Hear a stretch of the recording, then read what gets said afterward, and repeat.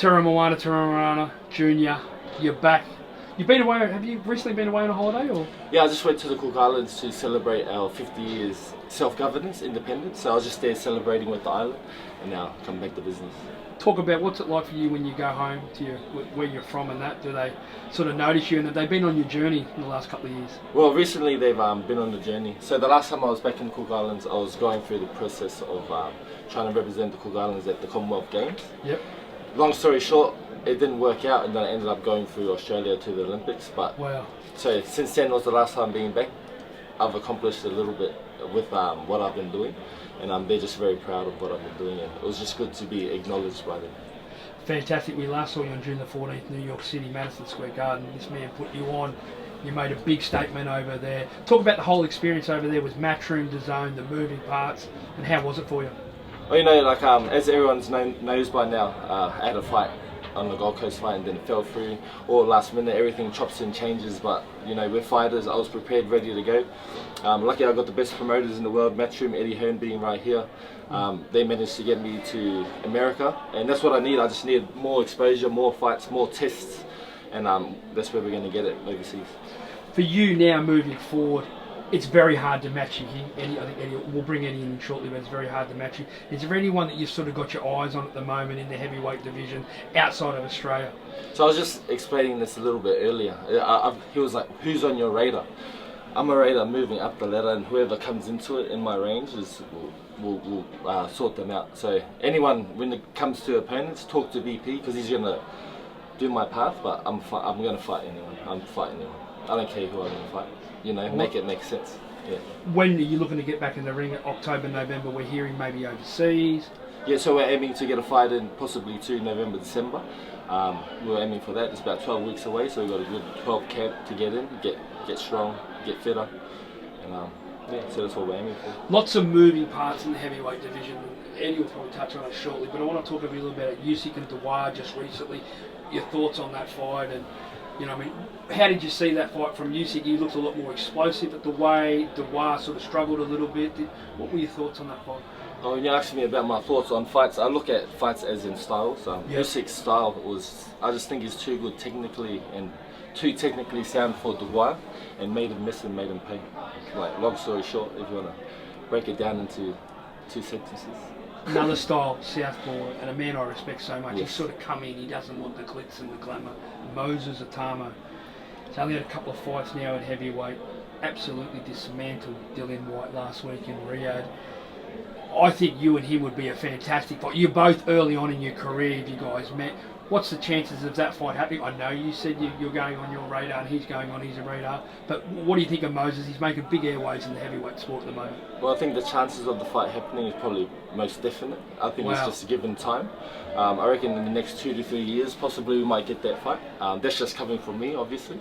But yeah, what exciting times coming to Moses. Like, we got this talent coming into the heavyweight division at this time, and I feel like the older generation is kind of fading away and the new generation is coming up, so we're coming into this time who's going to prove they're the best, and as we can see, we've got 2 good talents as being me and Moses, so come the time we're going to see who's Did you watch the fight?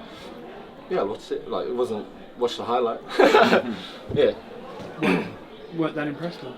Oh, very impressed. Like, he's got the goods. He's pretty fast, explosive, powerful. But yeah, let's see if once he does a couple of rounds, and same as me, once I do a couple of rounds, we'll get to know more of the picture, and we'll go from there. I know, Eddie, I'm going to throw it to you now. It'd be great. There's this rivalry over the years. There's 5 versus 5, Frank and Eddie versus Frank. This is your guy. Yep. We know who Frank's guy is. What are your thoughts on that fight? It's, you know, being honest, like, our job is for our individual fighters, but also for our stables. And when I look at Moses Itauma, I look at this guy, he's going to be given the task to beat him in the rivalry with Frank Warren. And we said that earlier in our coffee, you know, I said, Moses looked good, he said, yeah, you know, I don't want to put words in his mouth, but obviously every fighter believes they can beat fighters, and he believes that he will beat Moses Itauma. And he's our guy over the time. I know Leo Tang as well, but he's 18 years of age.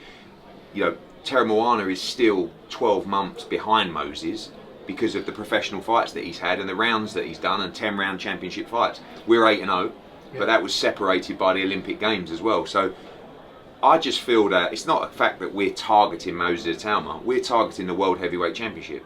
And I believe Moses Itauma will be World Heavyweight Champion or fighting for World Heavyweight Championships. And therefore, Teremoana is going to fight him. And that's a tremendous fight because this guy's 120 kilos and he's fast on his feet, punches like a mule, he's tough, and he won't allow you just to, you know, unload against you on the ropes or feint you up and down and make you jump around on your feet. He'll be throwing back with you, and his movement and his speed will be matching Moses Itauma. I truly think that Moses against Teremoana in time, and you know, we're talking 18 months probably because of his development as well, that could be one of the great fights of the heavyweight division. What's your record now? 8-0? Yeah. 8-0, yeah. 8-0. Moses 13-0. Yeah, but you know, four of his fights were pre-Olympics. You know, he's 8-0, 8 knockouts. Had the break. So now we have 1 or 2 this year. Hopefully, finish around 10-0, and then next year is about the 8 and the 10 rounders. Do you know what I mean? We want to make sure we develop in the right way. We said earlier off camera, one of the problems that people have in this part of the world is world-class sparring. You know, Moses, the development of Moses has been really good because he's been in the gym and he's been sparring top-level guys for years. Tyson Fury, Anthony Joshua, I don't know if he sparred Usyk, but all of those top guys. You know, over here you're very limited in terms of getting that world-class sparring. So a big part of his development next year is going to be the top world-class sparring in the UK and in America. You know, we want to make sure that he fights at least once in Australia next year, probably twice. Wow. But we want to mix that up with the UK, probably Saudi Arabia. You know, he's just got back into training. His Excellency actually wanted him to fight on the August card, which was great. And so he knows, you know, he's watching. And this is a guy, along with the talent, who has one of the best personalities and lights up the arena. You know, he comes into the ring, he's dancing, he does his, you know, his little hacker at the end, you know, and or tour is it called? I actually cleared it up. The tila is the chant. Right. It's called a dhaka. Dhaka, right. So that's with the actions. Yeah. You lucky if I just dhaka. say the chant, it's a tila. Yeah. And it's called a dhaka. So Right. haka, dhaka. Dhaka. Okay, got it. But no one else does that.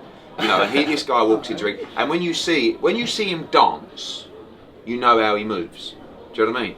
Because if you're 120 kilos, I mean, I can move on the dance floor. I know you and I'm can. only 112. Do you know what I mean? This guy's 120. You're a very but good dancer. he can punch, he can move, he's got great footwork, he's extremely tough, and he's going to be a major problem for all heavyweights in the world. Heavyweight boxing right now, I see a transition. The Usyks, the Furies, the Joshuas, Moses, and these guys are coming through. But those other guys we mentioned first, they're going to be out in about 2 or 3 years. There's like a new renaissance that's coming through. Is this guy one of those guys? Of course, and listen, I put, you know, his countryman Justice Huni in that mix as well. I mean, Justice, you know, he was 1 round away from beating Fabio Wardley in a massive win. He's got serious ability. He's still a young man. He's going to be involved in the world heavyweight scene. You know, from our other side, Leo Atang, he's just debuted, but he's 18, under 19 world champion.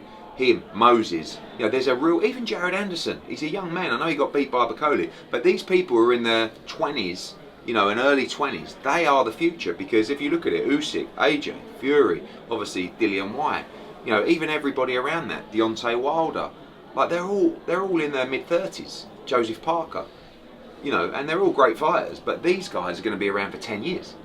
So this is the future of the heavyweight division.